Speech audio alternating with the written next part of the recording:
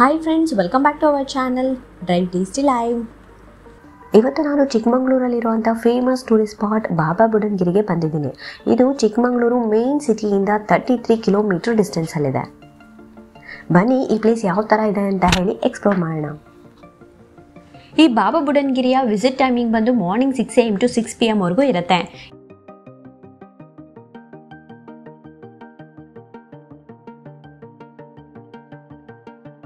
ಈಗ ನಾವು ಬಾಬಾ ಬುಡನ್ಗಿರಿಯಲ್ಲಿರುವಂತಹ ದತ್ತಾತ್ರೇಯ ದೇವಸ್ಥಾನಕ್ಕೆ ಹೋಗ್ತಾ ಇದ್ದೀವಿ.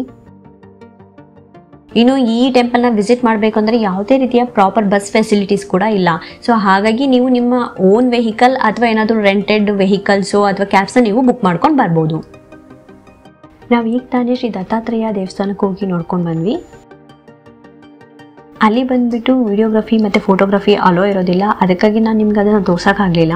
ಬಟ್ ಆ್ಯಕ್ಚುಲಿ ಒಂಥರ ಇದು ಪೀಸ್ಫುಲ್ ಪ್ಲೇಸು, ಒಂಥರ ಗುಹೆ ಒಳಗಡೆ ದೇವಸ್ಥಾನ ಇದೆ. ಇದನ್ನೊಂದು ತುಂಬಾ ಖುಷಿ ಆಯಿತು. ಇವಾಗ ನಾವು ಹೋಗಿ ಬಂದಿದ್ದು ದತ್ತಾಪೀಠ. ಆ ದೇವಸ್ಥಾನದ ಸ್ಪೆಷಾಲಿಟಿ ಏನಂತಂದರೆ ಇಲ್ಲಿ ಹಿಂದೂ ಮತ್ತು ಮುಸ್ಲಿಂ ಇಬ್ಬರು ಕೂಡ ಆ ದೇವಸ್ಥಾನವನ್ನು ವಿಸಿಟ್ ಮಾಡ್ತಾರೆ, ಪೂಜೆ ಮಾಡ್ತಾರೆ.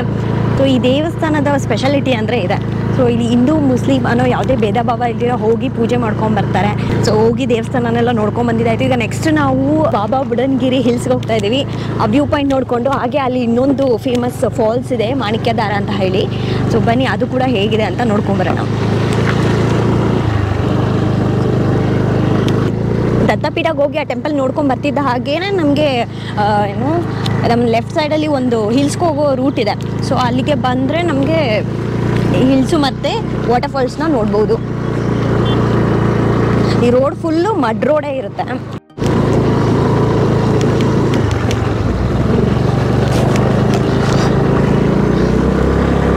ಸ್ವಲ್ಪ ದೂರ ಮಡ್ ರೋಡ್ ಥರ ಇದೆ, ಅದಾದ ಮೇಲೆ ಈ ಸಿಮೆಂಟ್ ರೋಡ್ ಮಾಡಿದ್ದಾರೆ.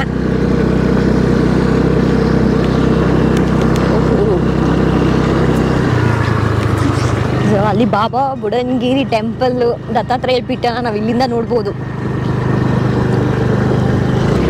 ಬಾಬಾ ಬುಡನ್ಗಿರಿಲಿರೋ ದತ್ತಾತ್ರೇಯ ಪೀಠ ಟೆಂಪಲಿಂದ ಮಾಣಿಕ್ಯದಾರ ಫಾಲ್ಸ್ಗೆ ಹೋಗಬೇಕು ಅಂತ ಹೇಳಿದ್ರೆ ಒಂದು 3 ಕಿಲೋಮೀಟ್ರ್ ಇದೆ. ಸೊ ಬರ್ಬೇಕಾದ್ರೆ ಸ್ವಲ್ಪ ಮಡ್ ರೋಡ್ ಇದೆ, ಅದೊಂದು ಸ್ವಲ್ಪ ಗಾಡಿ ಓಡಿಸೋಕ್ಕೆ ಕಷ್ಟ ಅನಿಸುತ್ತೆ. ಅದಾದಮೇಲೆ ಸಿಮೆಂಟ್ ರೋಡ್ ಹಾಕಿದ್ದಾರೆ, ಚೆನ್ನಾಗಿದೆ ಓಡಿಸೋದಕ್ಕೆ. ಒಂಥರ ಡಿಫ್ರೆಂಟಾಗಿ ಅಡ್ವೆಂಚರ್ ಆಗಿರುತ್ತೆ ಮಾತ್ರ ಈ ರೈಡು. ವ್ಯೂ ಪಾಯಿಂಟ್ ಮಾತ್ರ ಹೇಳೋದೇ ಬೇಡ, ಅಷ್ಟು ಸಖತ್ತಾಗಿದೆ. ಇಲ್ಲಿಂದ ನಾವು ನೋಡ್ತಾ ಇರ್ಬೋದು ಫುಲ್ಲು ಗ್ರೀನ್.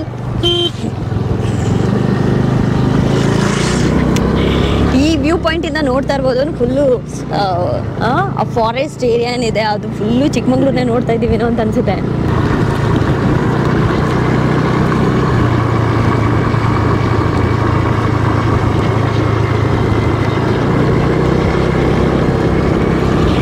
ಚಿಕ್ಕಮಂಗ್ಳೂರಲ್ಲಿ ಒಂದೊಂದು ಹಿಲ್ ಸ್ಟೇಷನ್ಗೆ ಹೋಗ್ಬೇಕಾದ್ರೆ, ಒಂದೊಂದು ಪ್ಲೇಸ್ನ ನೋಡಬೇಕಾದ್ರೆ ಎಲ್ಲನೂ ಹಿಲ್ ಸ್ಟೇಷನ್ನ ಕ್ರಾಸ್ ಮಾಡಿ ಹೋಗ್ತೀವಿ. ಸೊ ಒಂದೊಂದು ಟೈಮು ನಾವು ಹೋದಾಗೆಲ್ಲ ಒಂಥರ ಡಿಫ್ರೆಂಟ್ ಎನ್ವಿರಾನ್ಮೆಂಟ್ ಇರುತ್ತೆ. ಆ ಒಂದೊಂದು ಹಿಲ್ ಸ್ಟೇಷನ್ನು ಕ್ರಾಸ್ ಮಾಡಬೇಕಾದ್ರೆ ಸಖತ್ ಡಿಫ್ರೆಂಟ್ ಎಕ್ಸ್ಪೀರಿಯನ್ಸ್ ಸಿಗುತ್ತೆ.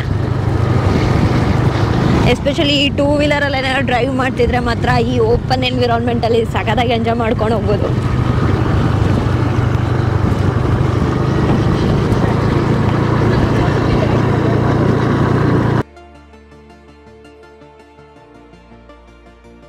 ಈ ಬಾಬಾ ಬುಡನ್ಗಿರಿಗೂ ಹಾಗೂ ಕಾಫಿಗೂ ಒಂದೊಳ್ಳೆ ಸಂಬಂಧ ಇದೆ ಅಂತಲೇ ಹೇಳ್ಬೋದು.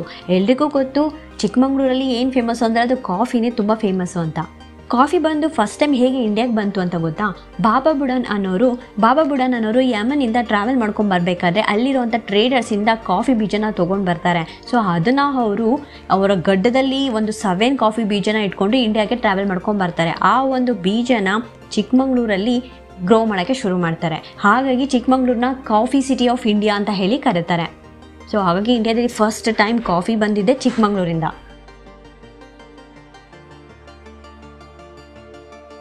ದತ್ತಪೀಠದಿಂದ ಈ ಫಾಲ್ಸ್ ಬರೋದಕ್ಕೆ 3 ಕಿಲೋಮೀಟ್ರ್ ಆಗುತ್ತೆ. ಅಲ್ಲಿ ಬಂದೀಗ ಗಾಡಿ ಪಾರ್ಕಿಂಗ್ ಫೆಸಿಲಿಟಿ ಎಲ್ಲ ಇದೆ.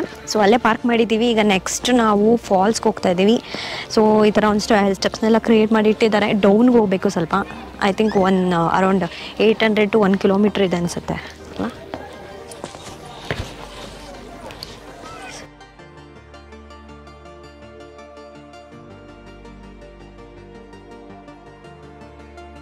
ಈ ಮಾಣಿಕ್ಯದಾರ ಫಾಲ್ಸ್ಗೆ ಎಂಟ್ರಿ ಟಿಕೆಟ್ ಬಂದು 5 ರೂಪೀಸ್.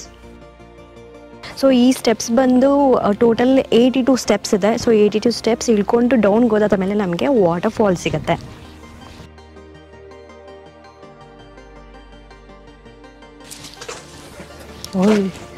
ವ್ಯೂ ಪಾಯಿಂಟ್ ನೋಡಿ ಏನು ಸಖತ್ತಾಗಿದೆ.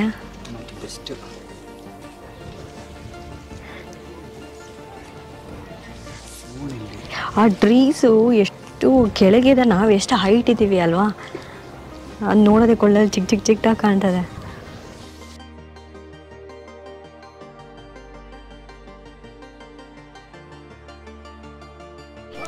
ಏಯ್ಟಿ 82 ಸ್ಟೆಪ್ಸ್ ಇಟ್ಕೊಂಡು ಬಂದಾದ್ಮೇಲೆ ನಮ್ಗೆ ಇಲ್ಲಿಂದ ಫಾಲ್ಸ್ ಕಾಣಿಸ್ತಾ ಇದೆ. ಏನಂದರೆ ಈ ಫಾಲ್ಸಲ್ಲಿ ಸ್ಪೆಷಾಲಿಟಿ ಬಂದುಬಿಟ್ಟು ಎಲ್ಲನೂ ಕೂಡ ಕೆಳಗಡೆ ಹೋಗ್ತದೆ, ಇವರು ಸ್ಟೆಪ್ಸ್ ಹತ್ರನೇ ಫಾಲ್ಸ್ ನೋಡ್ಬೋದು ಅಲ್ಲ.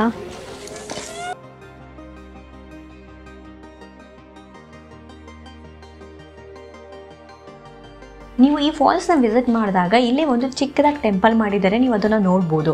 ಇಲ್ಲಿ ಬಂದು ಬಾಬಾ ಬುಡನವರು ಬಂದು ಇಲ್ಲಿರೋಂಥ ಮಾಣಿಕ್ಯಧಾರ ಫಾಲ್ಸಲ್ಲಿ ಸ್ನಾನ ಮಾಡಿ ಇಲ್ಲಿ ತಪಸ್ ಮಾಡ್ತಿದ್ರು ಅಂತ ಹೇಳಿ ಕರೀತಾರೆ. ಸೊ ನೀವು ಇಲ್ಲಿ ವಿಸಿಟ್ ಮಾಡಿದಾಗ ಇದನ್ನು ಕೂಡ ನೋಡ್ಬೋದು.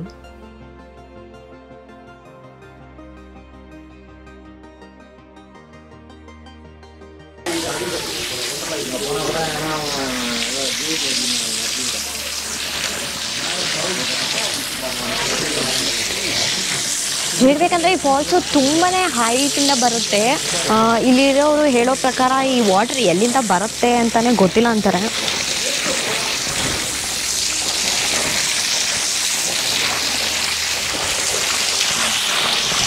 ಸೊ ಇದು ಇಲ್ಲಿಂದ ಹರ್ಕೊಂಡು ಹೋಗ್ತದೆ.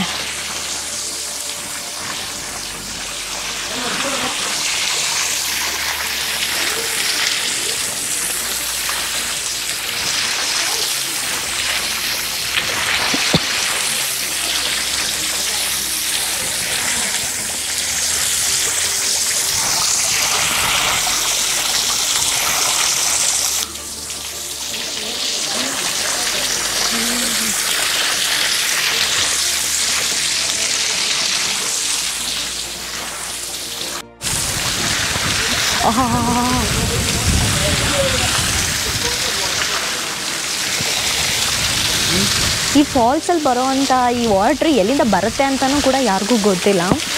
ಈ ವಾಟ್ರಲ್ಲಿ ಇನ್ನೊಂದು ಸ್ಪೆಷಾಲಿಟಿ ಅಂದರೆ ಇದರಲ್ಲಿ ಮೆಡಿಸಿನ್ ಪ್ರಾಪರ್ಟಿ ಇದೆ. ಸೊ ಈ ಮೆಡಿಸಿನ್ ಪ್ರಾಪರ್ಟಿ ಇರೋವಂಥ ವಾಟ್ರ್ ತುಂಬಾ ಒಳ್ಳೆಯದು ಇದರಲ್ಲಿ ಸ್ನಾನ ಮಾಡಿದ್ರೆ ಅಂತ ಹೇಳಿ ಕೆಲವರೆಲ್ಲ ಹೇಳ್ತಾರೆ. ಆ್ಯಕ್ಚುಲಿ ಇವಾಗ ಸ್ವಲ್ಪ ರೈನಿ ಎಲ್ಲ ಕಮ್ಮಿ ಆಗಿರೋದ್ರಿಂದ ವಾಟರ್ ಕಮ್ಮಿ ಇದೆ. ಬಟ್ ಅಲ್ಲಿ ನೋಡ್ತಾ ಇರ್ಬೋದು, ಫಾಲ್ಸ್ ನೋಡೋದಕ್ಕೇ ಸಖತ್ ಬ್ಯೂಟಿಫುಲ್ ಆಗಿದೆ. ಚಿಕ್ಕದಾಗಿದೆ ಫಾಲ್ಸು, ಅದು ಮೇಲ್ಗಡೆ ಗಿಡಗಳ ಮಧ್ಯೆನೆಲ್ಲ ಹಂಗೆ ದಾಟ್ಕೊಂಡು ಬರ್ತದೆ.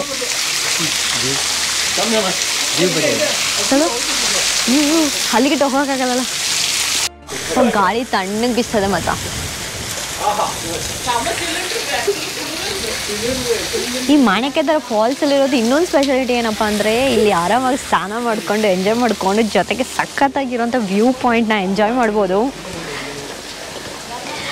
ಇಲ್ಲಿರೋ ವ್ಯೂ ಪಾಯಿಂಟ್ ಅಂತೂ one of the best view point ಅಂತ ಹೇಳ್ಬೋದು. ಅಷ್ಟು ಸಖತ್ತಾಗಿದೆ, ತುಂಬಾ ಹೈಟ್ ಇದೆ.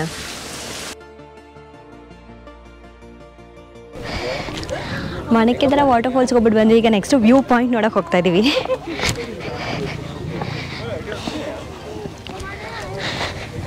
ಫಾಲ್ಸ್ ಜೊತೆ ವ್ಯೂ ಪಾಯಿಂಟ್ ಕೂಡ ಎಂಜಾಯ್ ಮಾಡೋದು ಸಖತ್ತಾಗಿರುತ್ತಲ್ವ.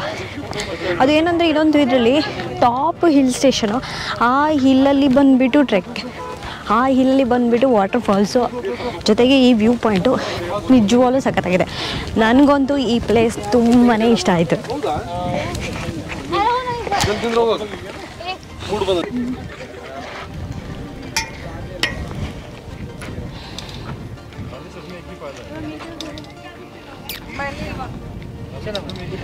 ಆಹಾ, ತಣ್ಣ ಗಾಳಿ ಬೀಸ್ತದೆ.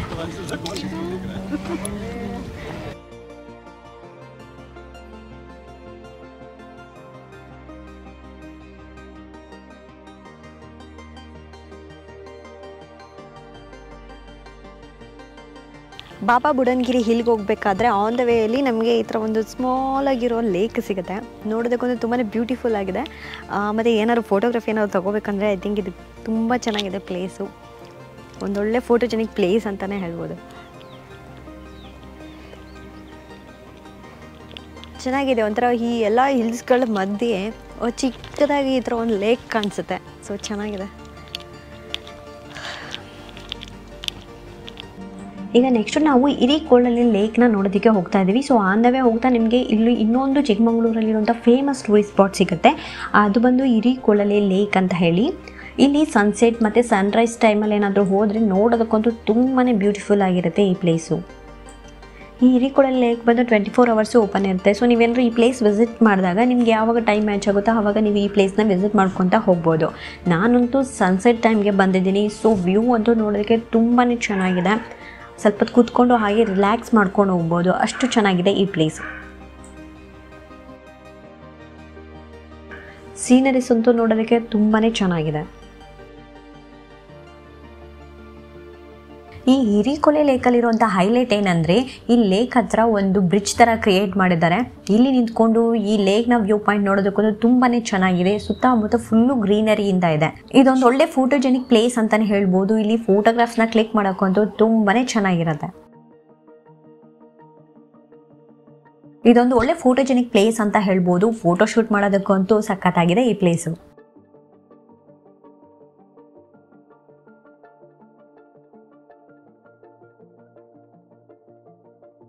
ಐ ಹೋಪ್ ನಿಮಗೆ ಇವತ್ತಿನ ವಿಡಿಯೋ ಇಷ್ಟ ಆಗಿದೆ ಅಂದ್ಕೊಂಡಿದ್ದೀನಿ. ಇಷ್ಟ ಆಗಿದೆ ಲೈಕ್ ಮಾಡಿ, ಶೇರ್ ಮಾಡಿ, ಹಾಗೆ ಸಬ್ಸ್ಕ್ರೈಬ್ ಮಾಡೋದನ್ನು ಮರಿಬೇಡಿ.